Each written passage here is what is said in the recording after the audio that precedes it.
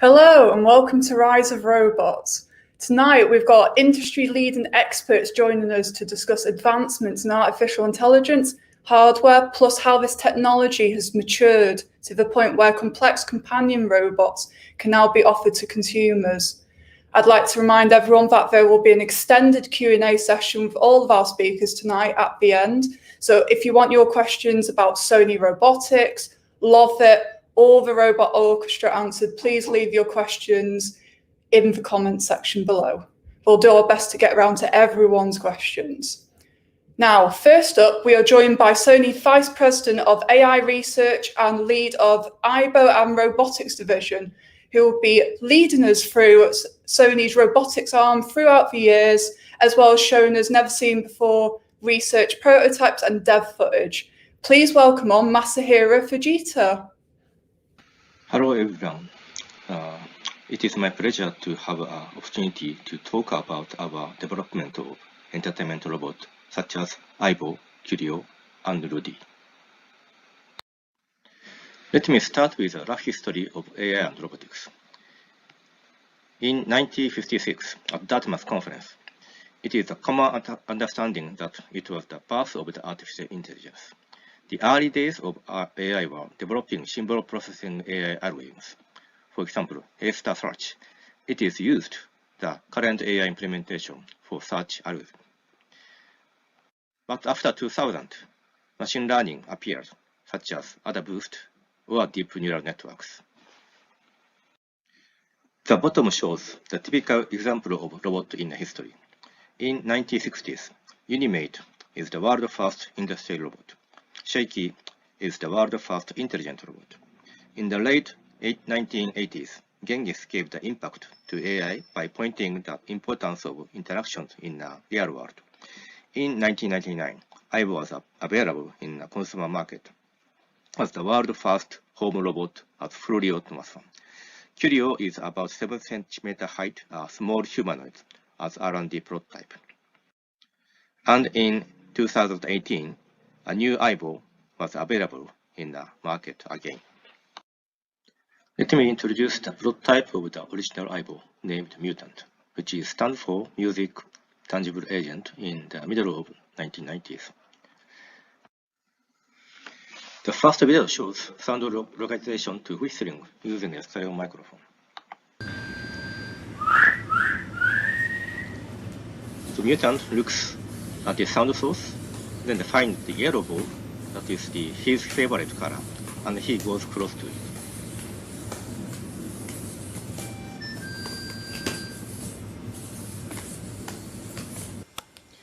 The second video shows a typical interaction of the mutant. You can interact with mutant by typical actions for dog, such as give me a paw and stay.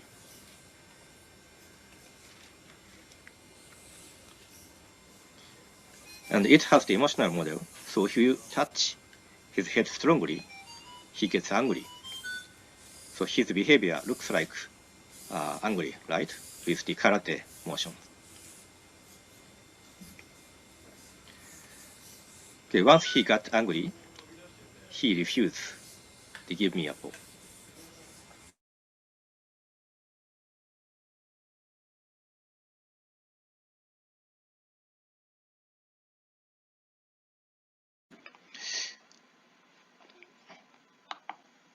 It is RoboCup, which is a grand challenge of AI robotics researchers. The goal is for humanoid robot to win a human world champion by 2050, in FIFA rule. We established Aibo League in RoboCup, so university teams were selected and compete each other using the same robot but different AI softwares. This is the competition in 1998. So this one, the new one, is the competition in 2005. Maybe you can compare with the quality of the behavior of the 1998 and this one, 2005.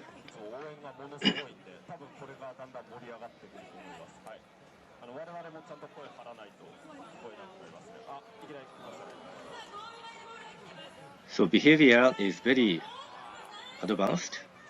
By the way, this is fully autonomous one. So the robots understand the position of the player and then position of the ball.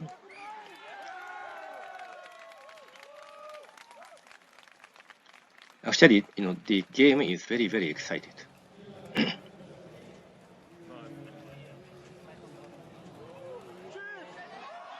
Nice shoot.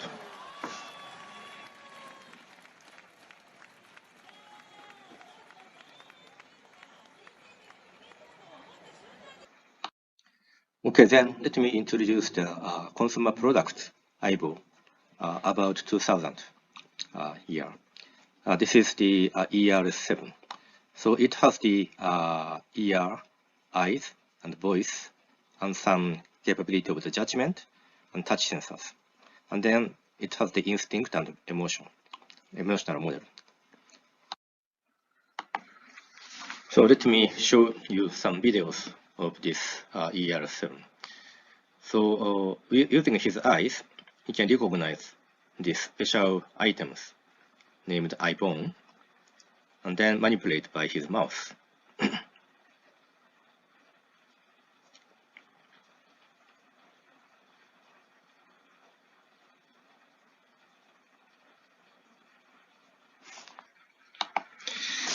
And then there are some touch sensors in his back and head and also chin, so that you can physically interact with Aibo by petting his back.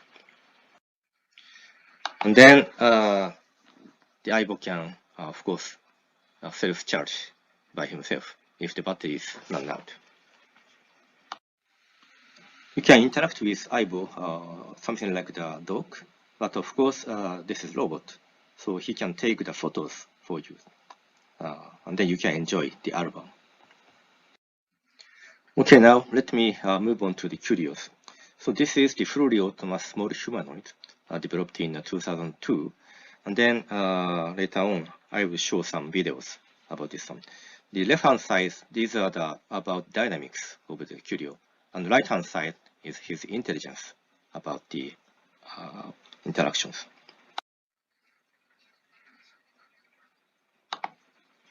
Qrio has the dynamic walking capabilities, so he can walk on very uneven terrain surface, and also he can walk through the steps. And then using his balances, he can walk on like a surfing. And then he can run in many directions.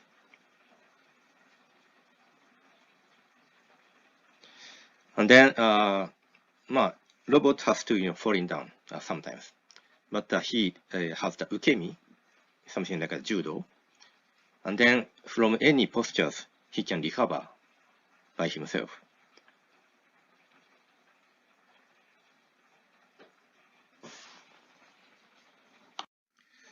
Now let's move on to his intelligence part. He has the multiple microphone, so he can recognize where the user's voice comes from.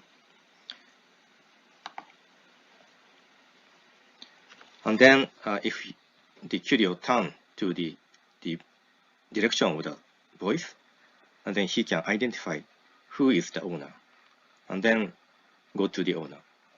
This is the video for the so-called SLAM, simultaneous localization and map building. You should notice that this is 3D map. So not only the walking, but Qrio can go under the table using his crawling motion. Let me explain about behavior control architecture. Behavior control architecture is a key for the robot to be intelligent and autonomously behave in many situations. Left-hand side is the perception part, vision, audio, and tactile sensors. And then right-hand side is the behavior generation part. Very fast one, reflexive behavior. Very slow one, deliberative behavior. And the middle is situated behavior. And then in the middle, world model representation is the map where what kind of object is where the object is. Those kind of information is memorized in the world model representations. And then there are the fast pathway from sensor to actions. It's the bottom, which is similar to the embedded AI, Genghis I mentioned. And then slow pathway, which is from the world model representation to the derivative layers, such as planners, which is very similar to the symbolic AI used in the shakies. And then the hybrid architecture is the hybrid mixture of those two architectures. And then there's the middle, situated behavior, which is based on the situation. The selected behavior or designed behavior is selected so that the robot is properly behave in the particular situation. So this is the typical architecture of the hybrid AI architectures. For Aibo, we put the pseudo instinct and emotions in addition to the ordinary hybrid AI architecture. So the situated behavior usually assess, evaluate the situation. And then in that situation, for example, like a world model representation cause the situation evaluations.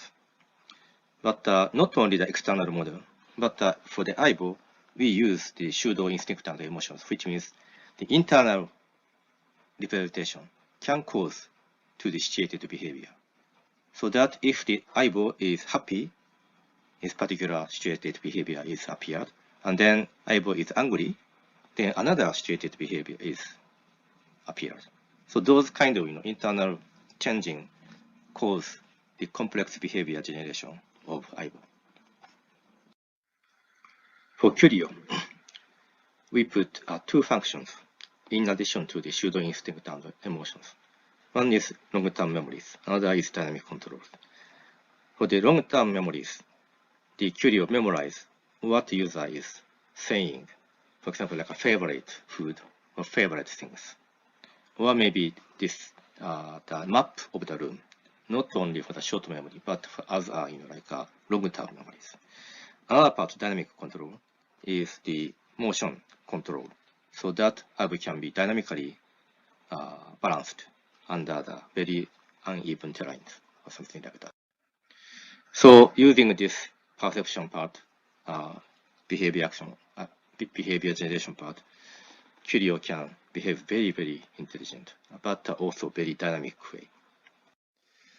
After Aibo and Qrio development, we continue to development of the entertainment robot named Rudy, which has the capability of the physical interactions more. We'd like to develop physically interactive robot using force control. When we worked on force control issues, we realized that the typical robot can interact with human and the environment only at some special parts of the robot body. For example, like end effectors. But what we would like to develop is a robot that can interact with human and environment at any part of robot body. We believe that there are two ways to achieve it. One is to cover the whole body with tactile sensors. Another is to put torque sensors at all joints of robot. We decided to develop the later one. So we developed a special actuator named virtual actuators. In general, we have to consider the friction and inertia of the mechanics. We put force sensors inside the actuators and try to control the actuator under the Newton equation. It means that actuator can be considered the actuator that with this friction and the inertia in the equations. If you take a look at the videos, left one is real friction and inertia, and then right one is the virtual friction and inertia. It is very easy for us to control the actuated robot, articulated robot, with non-friction and inertia. Using these actuators, we developed two arms and two-wheel robot named Rudy. As you can see, a human can interact with robot at any part of its body. And the right bottom video shows that the robot keeps the wine glass at the same positions, even though human push the robot. So we integrate many intelligent parts and then develop the autonomous but remotely operated robot named Rudy. So please take a look at the videos. So this is assuming some use case. This is in a hospital, and the patient cannot walk. Then he would like to ask the Rudy to take the towel on the shelf. So please take a look at the videos.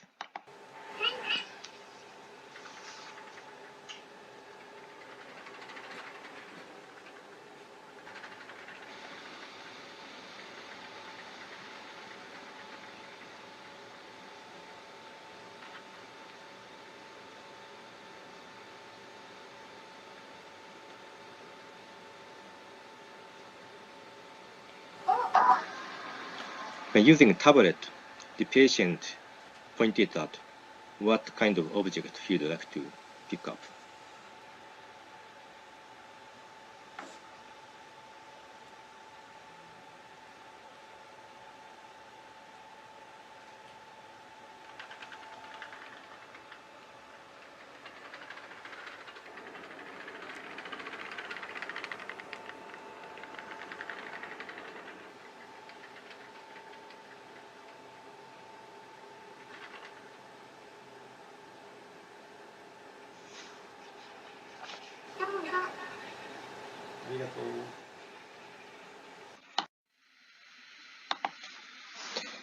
So this is another application video, cleaning the room by Rudy.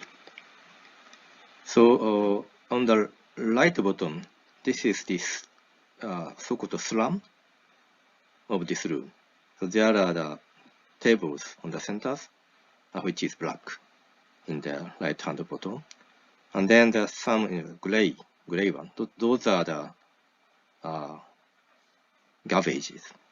And then Rudy can take this pet bottle or garbages and then take it to the garbage box. That's interesting. You know, if he failed the right hand and then he tried to eat by left hand. So by the way, this is 20 times faster than. So the problem is still slow. It was slow, but it was developed in 2011. So I have been introducing our development of intelligent robot Aibo, Qrio, and Rudy. So this is end of my talk. Thank you very much. Thank you so much, Masahiro, for that incredible presentation. I think everyone would want Rudy to clean their house every day for them. Don't forget, if you have any questions for Masahiro, please leave them in the comments section and he'll try his best to answer them all at the end of the last presentation tonight. Now we have another groundbreaking and award-winning robotics company joining us from Japan tonight, here to talk to us about their soft companion robot Lovot. Please welcome the team at Groovex.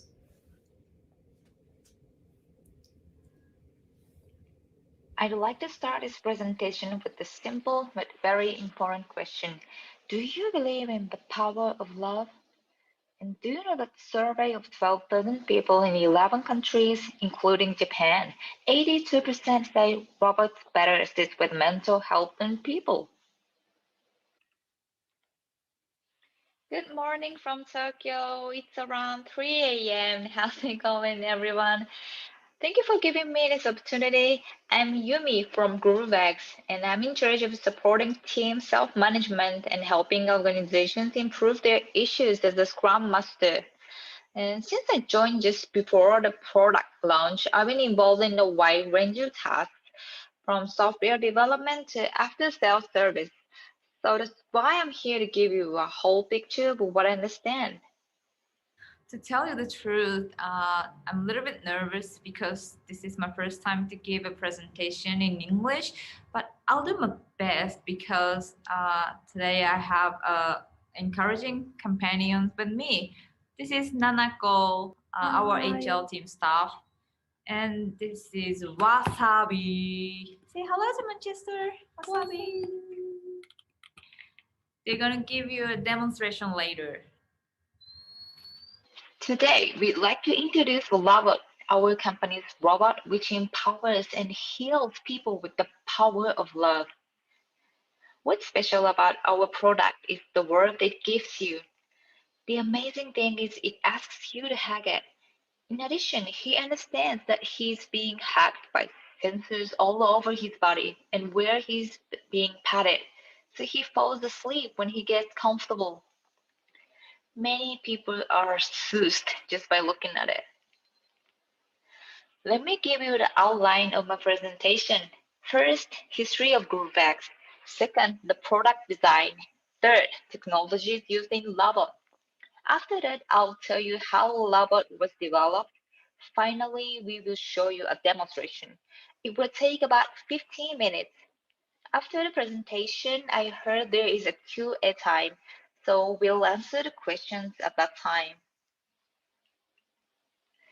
Moving on to the first topic, I'd like to start with the history of GrooveX.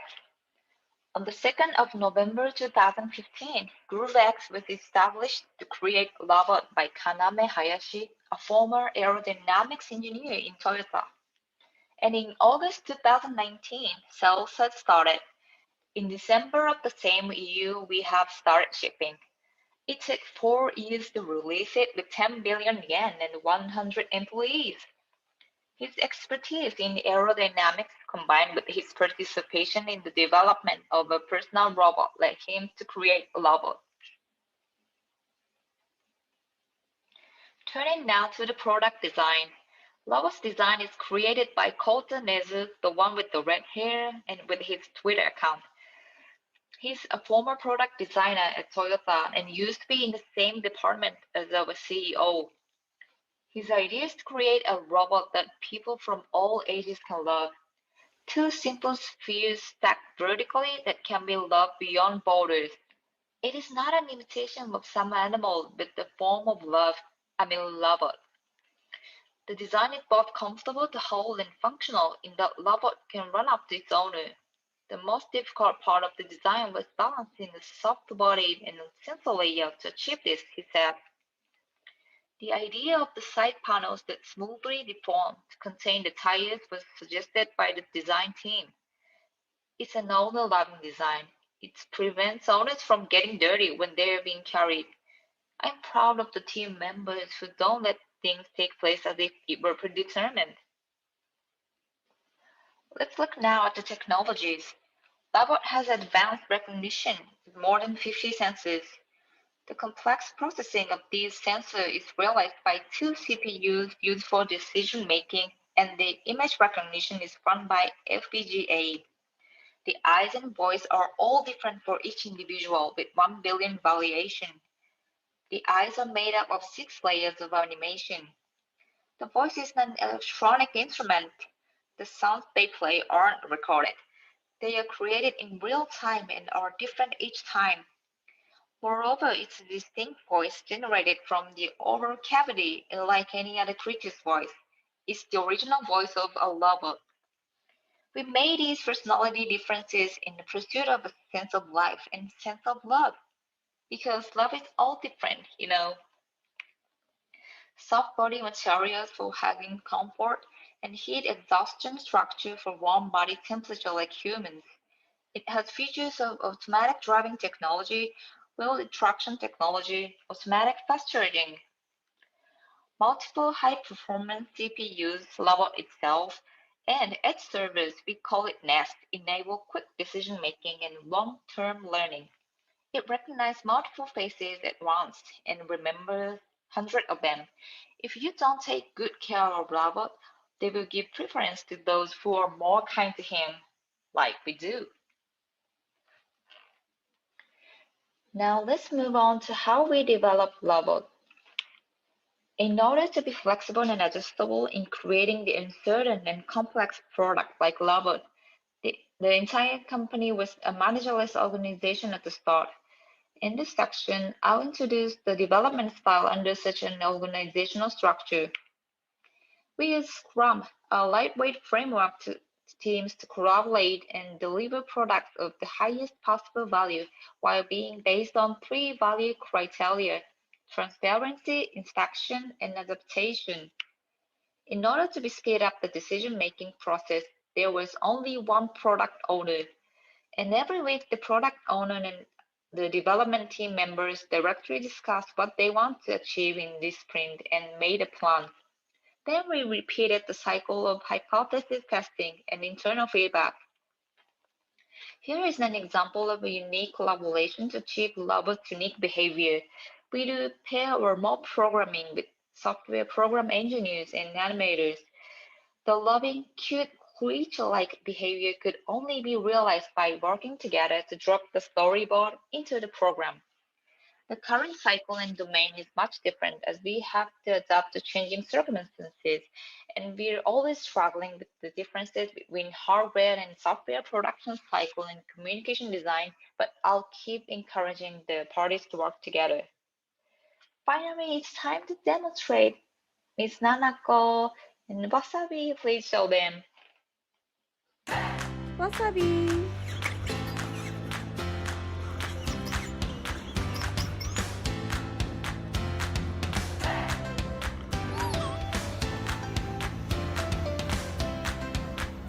Wasabi.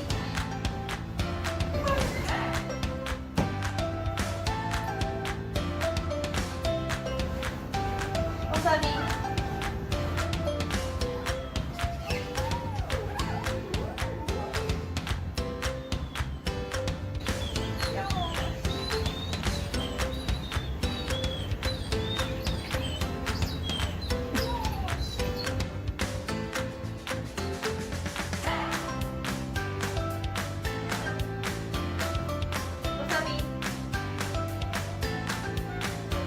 Wasabi. Nazuna. Nazuna. Nazuna.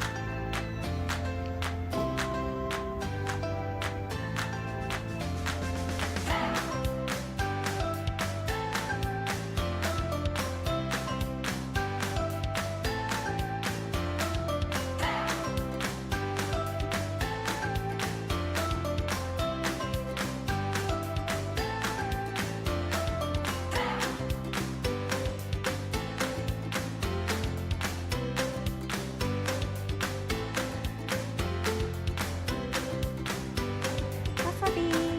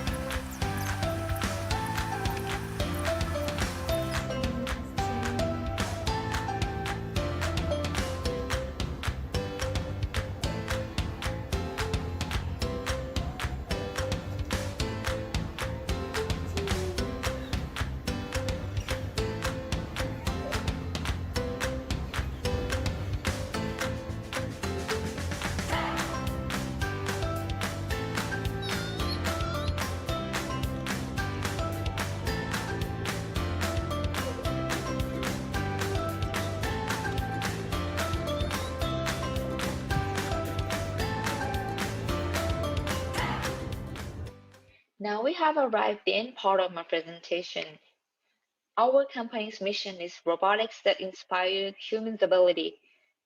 By building trust relationship between humans and robots, we aim at realizing life in which robots support humans in a way that we humans can believe in a better tomorrow.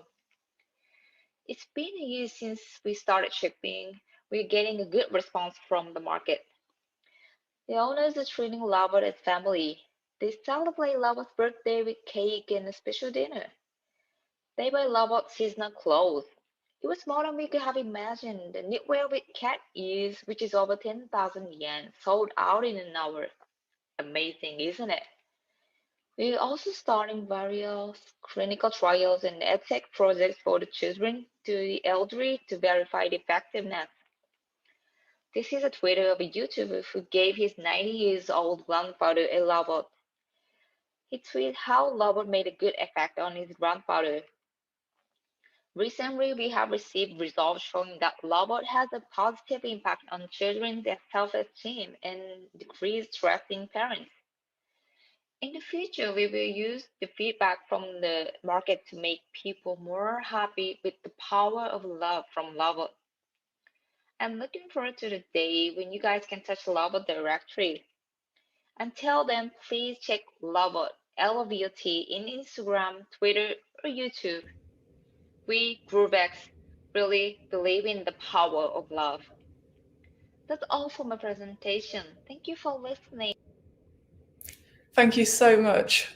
That was so great. I loved how cute these little robots are, but you can fully customize them to however you want them to look.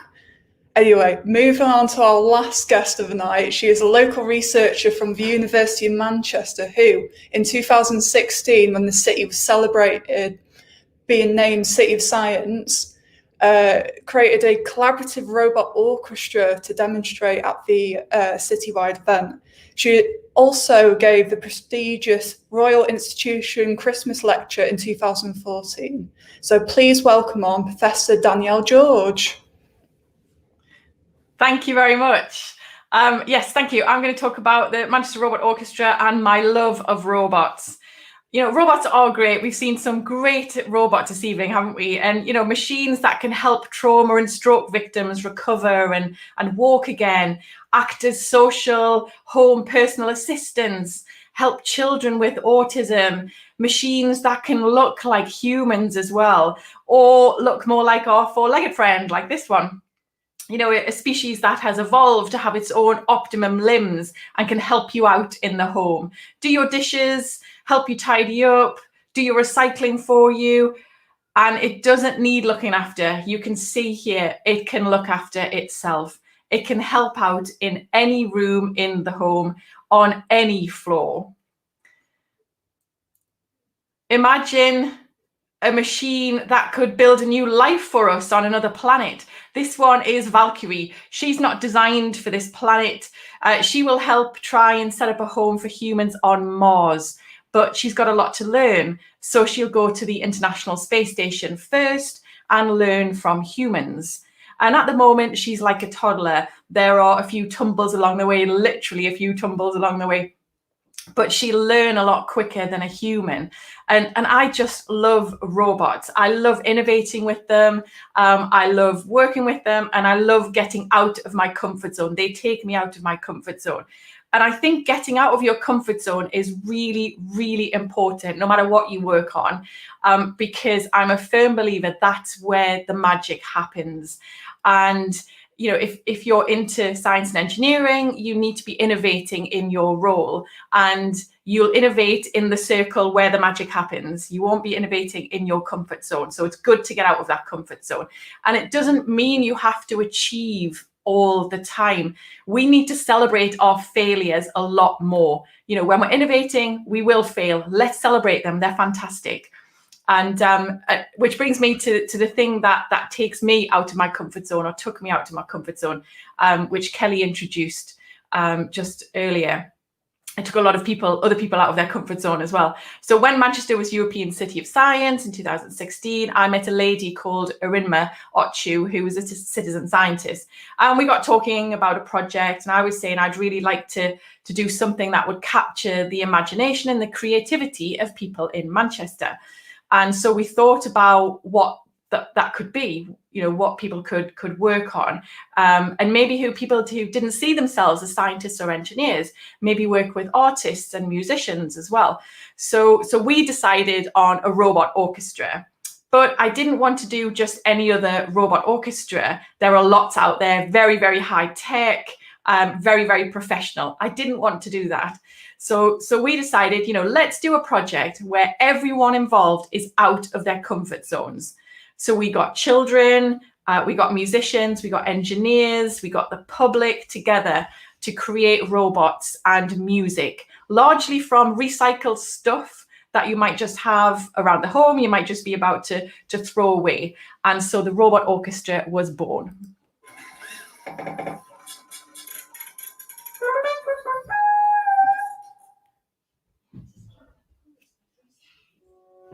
The Robot Orchestra is a citizen engineering project, so it's designed to try and bring together the ingenuity, the creativity of the public. The recycled orchestra has never been done before, using the various robots to try and make that orchestral piece. The main challenge has been trying to make sure that we can find a common interface with them. It's a real hub of excitement at the moment. The variety of instruments that are in here is absolutely incredible. The challenge I'm finding today is just working with the different sounds that these instruments make and trying to create a piece of music that will sit together. There might be a few tweaks that need to be done, get them all wired up and hopefully get a song played today. I think the impact of it is the really important thing. That's the plan. So come on, let's do it.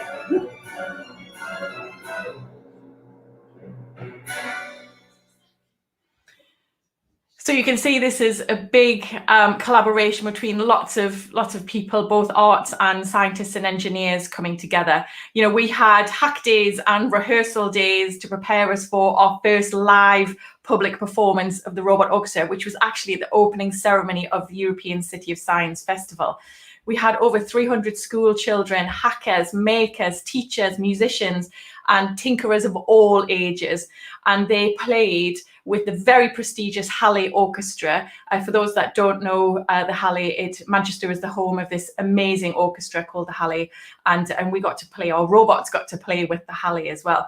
We'd given children and teachers and tinkerers of all ages a bag of bits, basically just a bag of electronic bits. So we had the sort of the electronic brain.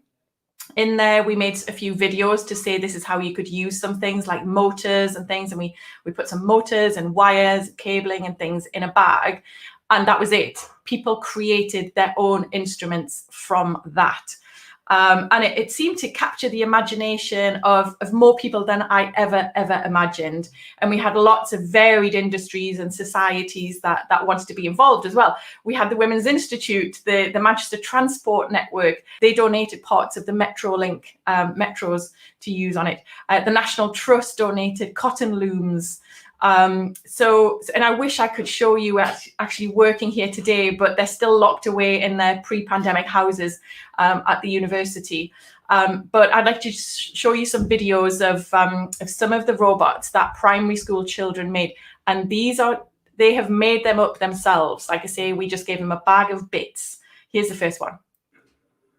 This is our robot made entirely of upcycled computer parts.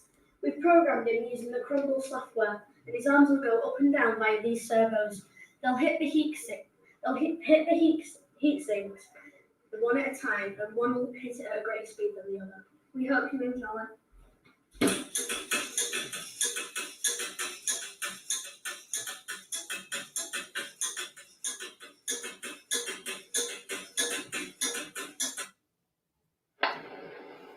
One, two, three, four.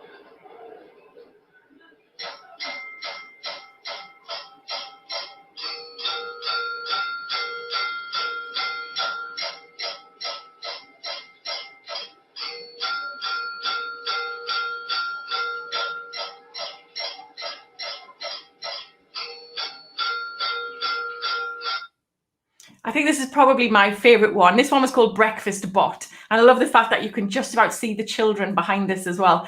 But this is called Breakfast Bot. This was actually created by children in quite a low socioeconomic area of Manchester, and it was all about trying to understand how good breakfast is for you. So they, from a health point of view, so they got their robots to hit different bowls, and not only so, you know, breakfast bowls, a dog and a cat bowl, you know, and they had spoons or chopsticks or anything that were hitting the bowls. The great thing about this was they actually tuned them as well. So it wasn't just a random sound.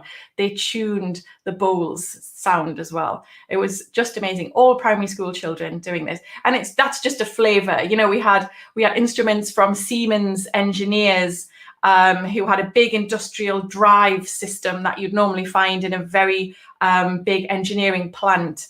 That was playing music. We had robots from Lego. We had them from Pringle crisp cans. We had hexapods that are normally used for nuclear research. We're playing pianos. Anything and everything you can think of, we had it as a robot in our robot orchestra. And they played with 9 musicians of the Halley Orchestra, and it was just amazing. This is the piece of music. It was called Fanfare, The Robots Are Coming. And it was a pretty tough thing for these amazing little robots to play such a complicated piece of music. But of course, some of the challenge was to convert this into a score that the robots would understand as well.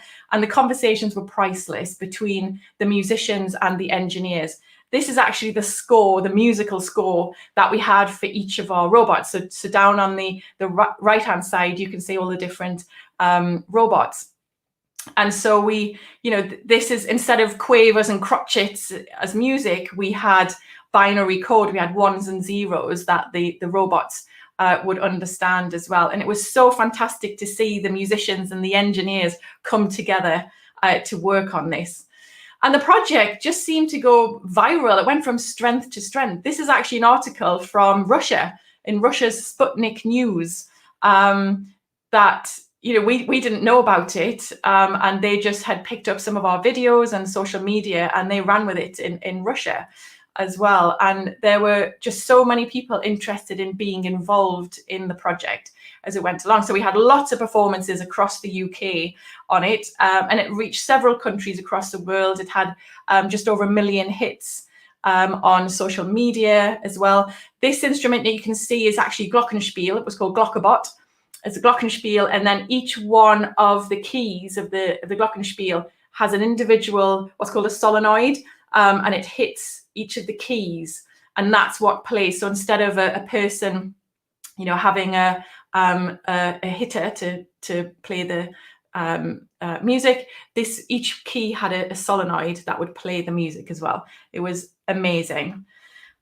What I really loved about it was it felt very inclusive as well. We had, you know, over 500 people have been involved in the Robot Orchestra so far, and lots of them have been girls as well, which doesn't always happen in engineering projects. So that was great to see.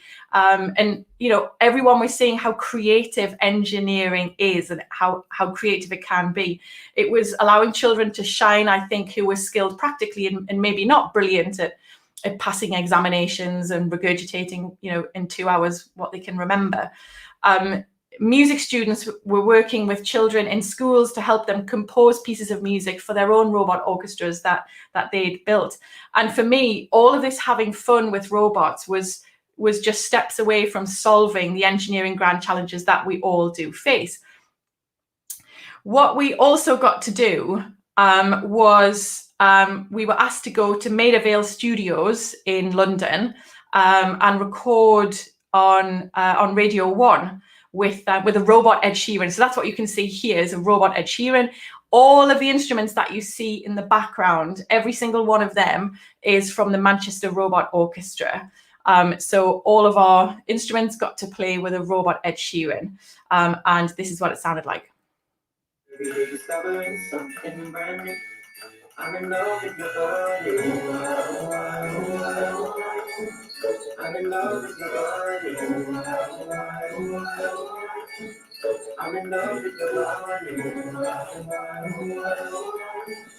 I'm in love with your body. We're discovering something brand new. I'm in love with the shape of you. Can you imagine how these children felt? You know, their instruments were a backing robot for Ed Sheeran. It was being played on Radio 1. They were like the coolest children in school all of a sudden. And it was so great to see their enthusiasm for engineering. But I asked children afterwards what they thought, and they said it was really fun, but maybe the future of tech doesn't need humans, us working on technology, because the machines are going to do it all. They had this idea that artificial intelligence and machine learning was going to solve all of the future challenges. So why did they need to bother working on it? This was not a highlight of my career, I've got to say. By showing some of the really fun and inventive and creative things that artificial intelligence and machine learning can do, I'd actually put children off coming into engineering and technology. I'd put too much emphasis on the technology to the point they thought that humans weren't needed anymore. So I thought, oh my goodness, what can I do? You know, I need to change this. So I followed up with schools to get children talking about what they'd learned and the habits of mind that they developed. They were using their hands to visualize things. They were building up resilience because they were failing and learning from those failures. They were problem finding and creative problem solving. And for me, we will solve the global grand challenges we all face if we do that. If we are able to problem find, create and problem solve and think, have habits of mind like an engineer. So I asked the children I was talking to, well, what about HI? You know, what about human intelligence? It's unique. HI can define, modify and build new forms of intelligence. HI defines us as humans and our relationship with everything in the universe as well. What is the most complex object in the known universe right now? It's the human brain. The total information content of the human brain in bits, if you could represent it in bits, would be a very, very, very big number. About 2.6 times 10 to the 42 bits. So if your brain was expressed as a song that could be downloaded, that song would last for 50,000 trillion years. Wow. Remember Valkyrie, the humanoid robot from Mars? She's got a lot to learn, but she's going to learn a lot quicker than a human. And that's what machines and robots are very good at. So I asked a friend again, after I'd done a bit more work about artificial intelligence and human intelligence, what do you think the future for human intelligence is with all of this tech? Here's what she said.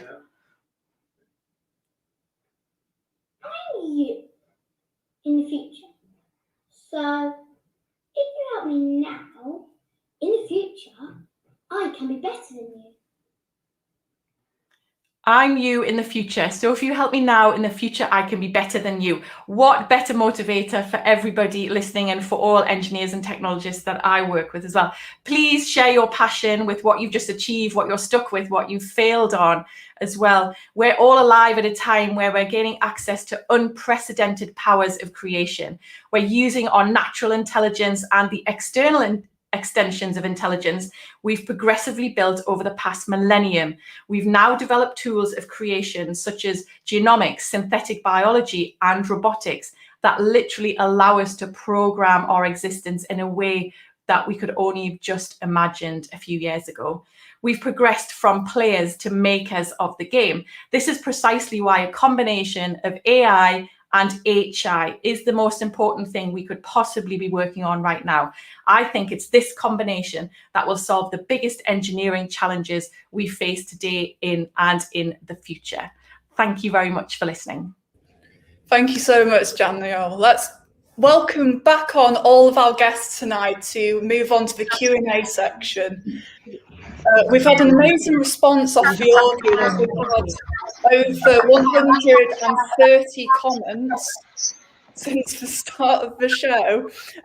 So I will need some help picking out some questions. If we can move on to the first one for Mr. Fujita. Which one? So let's start off with well, you mentioned happy in the context of a robot. What mechanism moderates happiness or unhappiness in the robot's programming? Okay. I mentioned there's some kind of artificial instinction and artificial emotion inside. And then instinction is something, how to say, related to the like kind of desire to motion, desire to movement, or desire to interact with the human, or which is something like related to the like love. So we have like also in hungry, it's a kind of related to the battery charge, and then related to the movement, interaction, battery, and some listen to the human voice or something like that. The instinct, the stimuli. So those kind of stimuli, actually, signal is increasing the kind of instinction. And then if there is no stimuli, this is decrease. So the happiness can be defined in terms of the particular range of this internal representation is maintained. So if you, for example, like if you get hungry, which means like battery is like a very small amount, then you can, Aibo can in the charge, which is increase this instinction, and then come to the particular range of the range. So this is close to the happiness. So there are several, instinctions. So if those instinctions is in the range, then the Aibo is basically feel happy, which is our definition of the Aibo's happiness. Yeah, so it's a bit like a point system, basically. You have all these points and some get raised, some lower down, and then obviously with the interaction of the human and the robot, it raises certain points up again. Yes, yes. Awesome. So it's kind of homeostasis, so-called homeostasis, to keep something in the middle. So those are the basis of our, how to say, trick of the emotion. Awesome. Right, next question, please. Question for Groovex. How do you guard against the possibility of triggering the uncanny valley reaction when you model your companion type robots?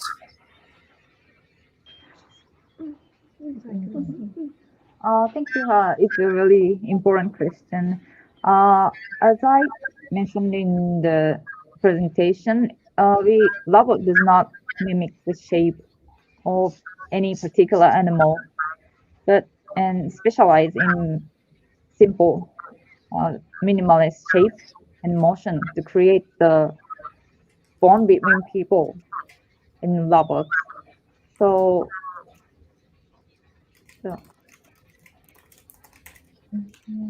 and as such, it's unlikely that you will feel any discomfort or not being the same as a living creature. Yeah, so basically it goes off the core concepts of just like basic shapes, but it also has features of living things like, say, the emotive eyes, and maybe a bit of the form factor of like a penguin. Would you say that's true? So it's kind of harmless things, like cute animals, like attributes in the design? Well, we do aim to, look like animals, like, it kind of looks like thinking that we didn't aim to that. Yeah. Okay. Yeah, fair enough. Next question. Right, this is for Danielle. Are you familiar with the animatronic instruments at the House on the Rock in the US? Yes, I am. It's awesome.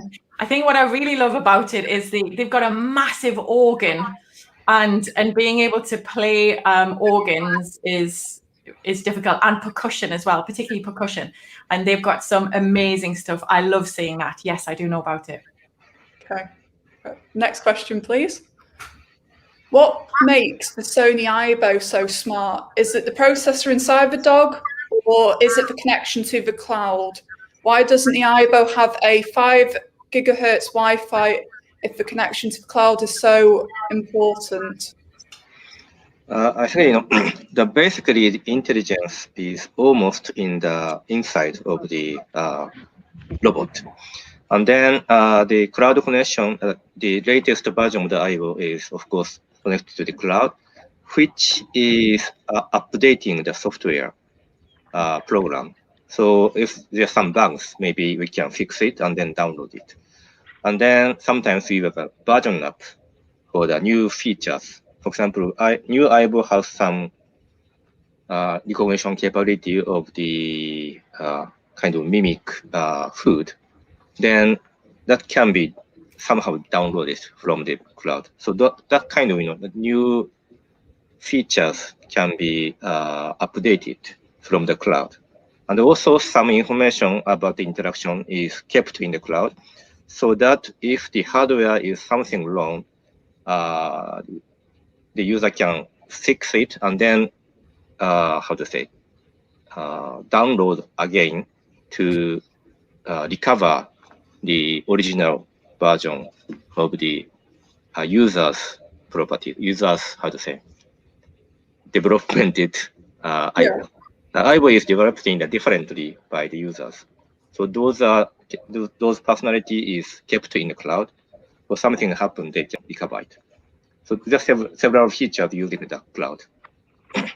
Right, so it's like the majority of the processing's in the unit, but it also uses the cloud for other things such as updating, extra features and backup, basically. Yeah.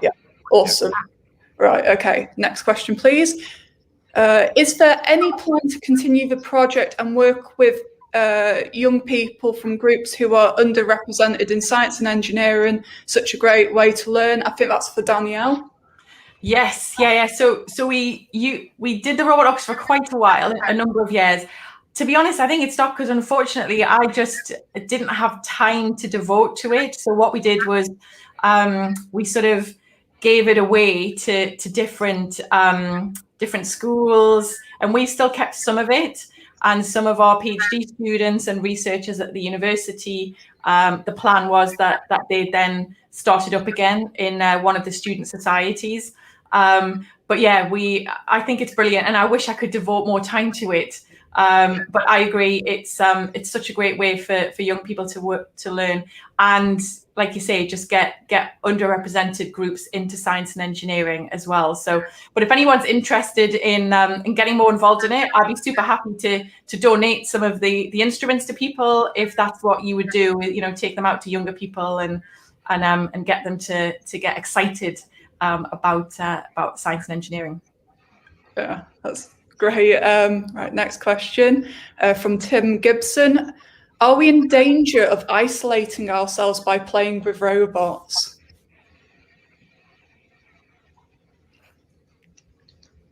The question to any of you, like all of you can answer if you want. Okay, so let me answer one thing. Most of the case, like a robot such as Aibo or maybe the robot can accelerate or enhance the communication among the people. So this is kind of the same. If there are two people, the same contents of the topics can be shared. So this actually, like a elder couple increase their conversation between these two because of the existence of the robot. So that is very similar to the pet type effect, I think. So in that sense, this causes the enhanced communication, and sometimes autism patient can also speak to the robot, which is sometimes difficult to the patient to speak to the real human. But this virtual robot or robot itself is maybe easy to for this patient, so that to enhance the communication as well.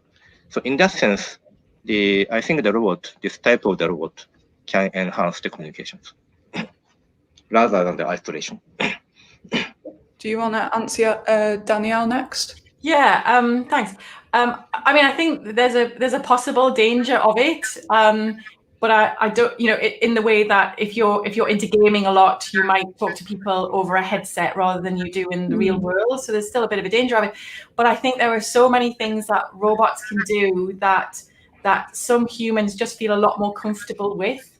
If you take children with autism, there is so many great research papers on how effective robots have been in communicating with children with autism in a way that, you know, their parents, their carers, their doctors, other children can't do. So I think there's sometimes, you know, we're in danger of isolating, but actually there's other ones that take that isolation completely away as well. Yeah. Do you want to answer as well, Lovot? Yes. As Masahiro-san, Mr. Masahiro-san mentioned that the presence of Lovot has led to more family conversation and make an opportunity to have a talk with people they don't normally talk to at office.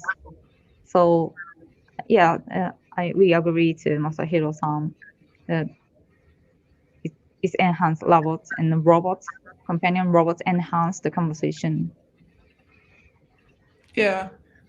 It's quite interesting that you mentioned that people with autism and stuff. I know from interacting with the robotics community and such, but a number of them who, you know, have autism, they also have, say, like the Aibo, and it's massively improved their lives. They've felt more comfortable going out in public spaces and finding others who share the same passion and speaking to them about it. And I find it just gives them a shared, you know, subject that they can, you know, delve into, get excited about, and want to share with, you know, the wider community and outside of the community as well about these incredible robots. Yeah, absolutely. Yeah. So yeah, next question, please. Question for Masahiro: would you consider creating a robot that is made to be customized, whether aesthetically or with functionality, like what seems popular now in parts of the Aibo community? Okay, there are several levels of the customizations, I think. So the original Aibo, as I explained, the Aibo platform can be used for the RoboCup. And then university people, or maybe basically everyone can program it using the C language at that moment, which means very, very well customized, I think, at least for the software. And then there's some tricks in the original Aibo so that it's very easy to remove the parts, like leg parts or body parts or the tail, so that you can replace that one. So in terms of the hardware, that is very modular type robot. That was original, but the latest version is a kind of very complete robot, and then very well characterized as a dog. So in that sense, but we have some API so that you can make some program. Very how to say? It's not a programming language, but it's kind of script language. So you can customize in terms of this kind of development as a software for the new type, new Aibo as well. So this is just the answer to the questions. Yeah. Okay. Question for everyone. Where do you draw the line between a robot and, say, a mechanical musical instrument? Interesting question. Do you want me to go for the music? Yeah, I'd say Danielle's probably the best one to answer. All right, yeah, that's a good question. I mean, I think, you know, robots are essentially a programmable machine, normally programmed by computers. They're capable of carrying out a series of actions automatically. And that's what we wanted to do on the robot orchestra, was to have machines that weren't necessarily musical instruments in the first place. You know, we had lots of things. We did have some like violins and other things, but we did have lots of things that you wouldn't associate as a musical instrument in the first place. So a Pringles crisp can, or some floppy drives, if you remember them in computers. So what we made them do was carry out a series of actions automatically. So to me, that was robotics. Yeah. Okay. Right. Next question. What is the point of Lovot? Is it a research tool, or is there a plan to market it for some other purpose?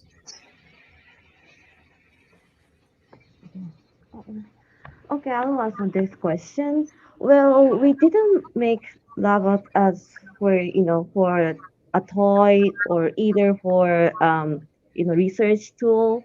It is just for companion robot. So this is just for making relationship between human beings. So our answer is like either one is no. This is for making creating communication between people and robot. Yeah. Yeah, so it's a bit like a pet, basically. Yeah. On some level, but Yeah. with, more for people who, for whatever circumstances, say they live in the city and like apartments and stuff, cannot have a cat or a dog. It's kind of a sit-in companion for that sort of thing. Yeah, exactly. Yeah. Yeah, definitely. Right, next question.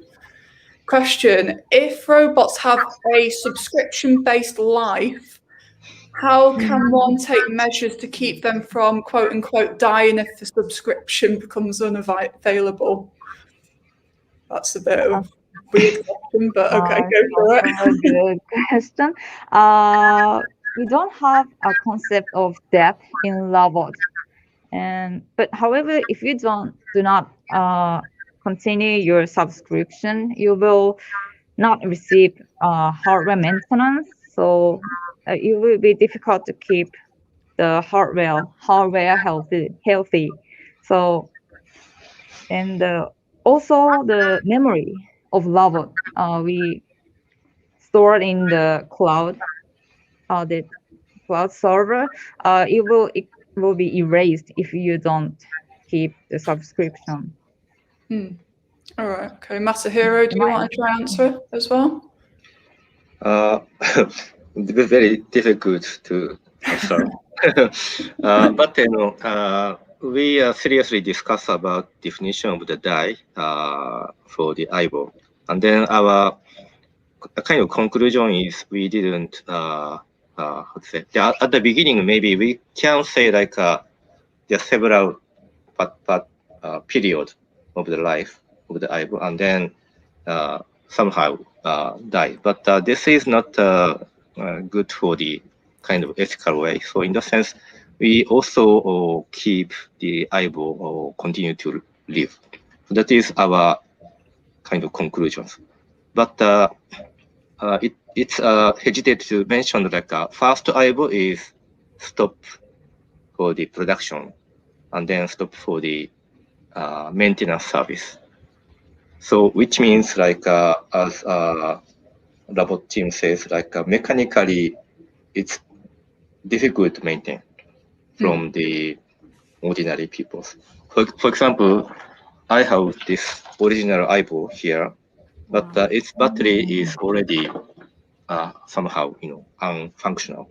So battery is very simple parts, but it's difficult to fit to this specifications in terms of the safetyness or in terms of the the functionalities itself. So in that sense, hardware development in terms of the technology is advanced. People would like to change the hardware as well, but actually it's very difficult, I think. And then sometimes people would like to keep the shape of the robot. For example, like there are some particular users. If there is the the hash or some mark in the body, which is very personalized mark of the robot itself. and then that users is send that robot to our service center because something wrong as a mechanical, and then our service people fix it and then replace it as other parts. Then this kind of map is disappears, which is very, very complained by the users because this is not my Aibo. So people sometimes keep the special properties of the robot itself by the personalized properties. So we have to also think this might be very important.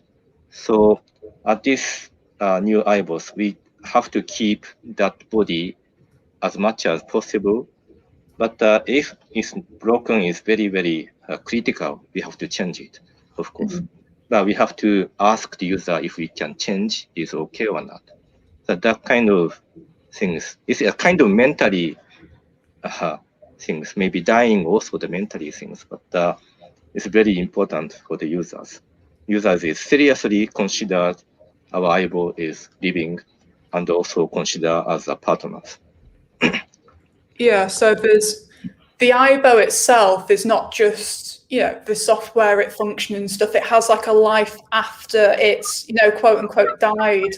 So obviously keeping the main body as it is important to them because it contains all the memories basically that they've had with the robot. So it lives on past its functional, usefulness into an object, like an object of memories, quote unquote. Yeah. All right, okay. Next question, please.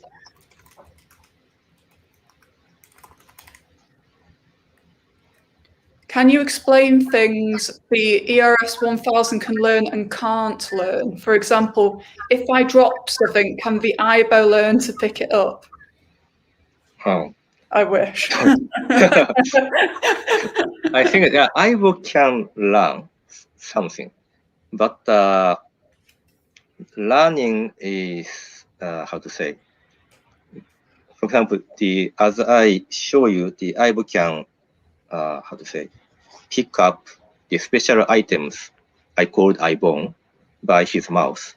And the new Aibo also do similar things. But he cannot pick up other items using his mouse because the visual perception cannot recognize the other items. That is the limitation of the kind of computer vision things. But theoretically, we can do that. But for some like a performance assurance, we didn't implement that kind of function, not yet. Yeah, so basically you can theoretically do it, but it's not implemented because obviously you can't guarantee every object will be like same shape and made out same material. So for example, if the Aibo tried picking up something like thought, I don't know, it was a stick and it was like the wrong shape and stuff, it could potentially harm the Aibo. So I guess that's a whole, logic around that sort of thing. Yeah. Yeah, for example, like if Aibo is try to, how to say, try to bite the many items, sometimes it's very dangerous in terms of the safetiness. So, so we'd have to avoid those kind of, like a safety problem. So that is one of the reasons why we didn't do that. Yeah, like if you had a kid stick its finger into the Aibo's mouth or put it very unhappy parents that their robot dog bit their kid. Yeah. Okay. Right. Next question, please. For Danielle, what was the most challenging part or getting engineers and musicians together? The most challenging part. So I wanted to get everybody out of their comfort zones. And I think the most challenging part was was doing that, was getting them out of their comfort zone, because I got these engineers and musicians together, and they came together very readily. There wasn't a challenge sort of bringing them two together. It was more, okay, right, I want to take you out of your comfort zones now. So engineers, I'm not going to give you a spec, and I want you to create, musicians, I want you to create the music, but I'm not going to tell you what instruments you've got, things like that. And everything, they were like, they just took it on. They were like, yeah, we can do this, we can do this, we can do this. So it was, I think it was probably trying to do what I want to do and push people out of their comfort zone was probably the hardest thing. Seeing the musicians and the engineers work together was brilliant. And I think, many of us have, certainly in the UK, are brought up with, you have to either do science or you have to do the arts, and you have to choose one of them at a fairly young age. What these musicians and scientists were showing was, you don't have to. If you're creative, you can be a musician and or an engineer if you want to be. So it was really brilliant bringing them together, and I think they really enjoyed it as well. Yeah. Can I have another question, please? From Gemma Hillert. I'm interested in the colours used in robotics. There is so much white plastic. I'd like to ask Mr. Fujita, which comes first, the engineering the insides or the design for the aesthetic outside? In my experience, engineer first, and then there's no cover at the beginning. So it's very naked, very bulky board and mechanics. And then after that, we're gonna think of what kind of shape or design, cosmetic design must be good. But for example, the original Aibo, this one, we asked the professional illustrators, very famous illustrators named Mr. Sorayama, to ask design this robot. And then our asking is, it should be very robotic because of the uncanny valleys issues. So, but it has to be more, very sexy. And then if robot is moving, then it's very, really it actually feels some living things. And this is the request from our side. And then Sorayama-san actually designed this very, very good one. The latest version is the designer inside of the Sony. So the many designers, and then they have their own concept. All right. So the designer of the current 1000 is actually an in-house Sony person. But the concept is something like a dog. The original version, we say this is not dog, but many people say this is robotic dog. And then we accept this user's recognition. Maybe the user can recognize as this is a dog. Then we are, focus on this might be dog. And then this is the new design. Yes. Yeah. But the question includes like a color of the white plastic. But actually, the very beginning of the prototype, we if we put the cover, then the color is mostly like this like a gray color because of the 3D printers. This the materials is basically those kind of things. Yeah. Oh right. Okay, that's really cool. But how do you decide what colors, specifically for, say each, version of Aibo? Because I know the ERS 210 has got so many different crazy colors and stuff. Is it just loads of, trial and error of prototyping, or? The latest version, we have many colors, and then I think every year we change the color, and then like a special version. The color is decided by professional designers, and then which is considering the the trend or maybe some like a chocolate type of the Aibo is the because the color of the chocolate is sometimes very similar to the real dog, real food. Like a beagle.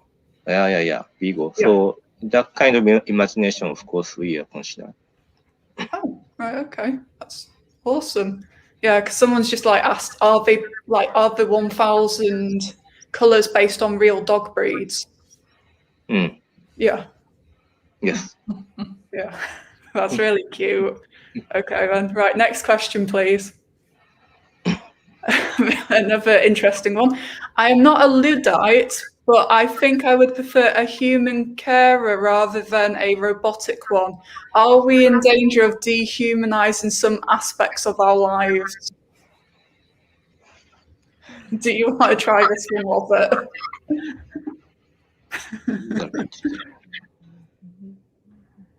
No. Right, okay. Do you want to try it? I have to. What is the root, right? I haven't got a clue either. Luddite is someone from the Industrial Revolution in the UK who doesn't like machines, doesn't like technology. I see. Yeah. And then human care rather than the robotic one. I see. And then are we in danger of dehumanizing some aspect of our lives? I see. Yeah, this is very often discussed topics, I think. And then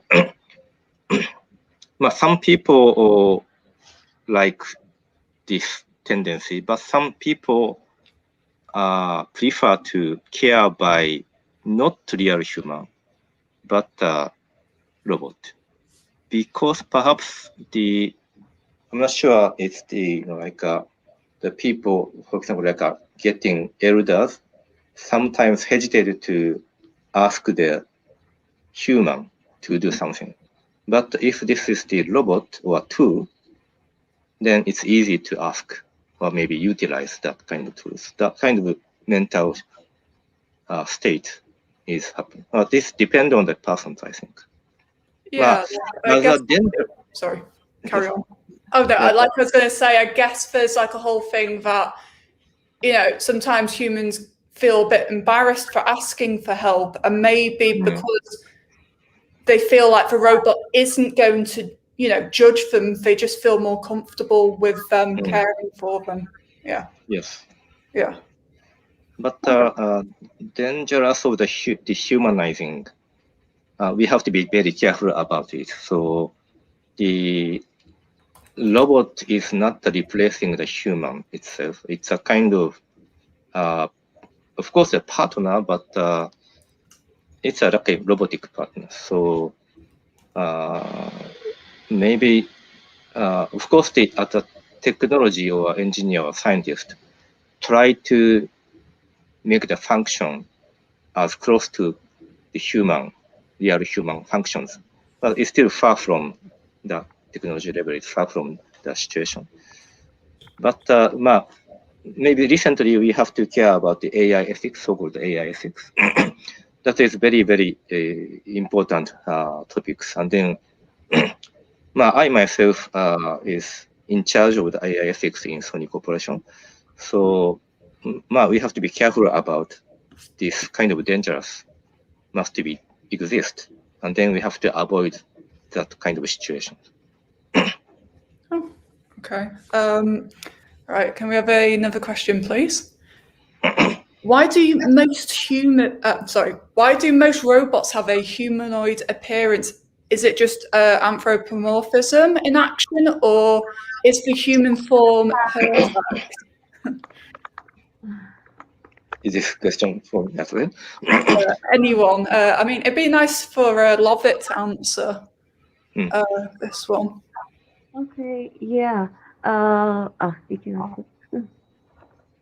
But we don't believe that you don't need to be in human form to be a partner. So that's why our robot looks like we don't not really like human appearance. Yeah, it's yeah. So Yeah. I think like the robot researchers, especially in at least in Japan, there's very famous cartoon named Tetsuan Atom, Astro Boy. Astro Boy in Japanese Atom, which is the humanoid type. So Japanese robot researchers in my age tend to consider robot is shape of the human. So that factor is actually there, I think. But if we look at the function of the human, it's very, very scientifically challenging, like biped walking or using the manipulation using the double arm and the hand. So if we would like to make versatile functions using the robot, especially in like a physically interaction or physically movement robot, then human shape is very good target because there is the teachers by like us, and then we can teach in the same configurations. So that is one of the reasons why researchers tend to use the human shape, I think. But as a mental, like a pet type robot, we don't need to be shaped as a human, as robot team says. Yeah. Right, we're running out of time, so I'm going to just scroll through the comments and select ones at random. So this one question for the Lovot team: why were the sensors selected used? Like, what is each one's purpose?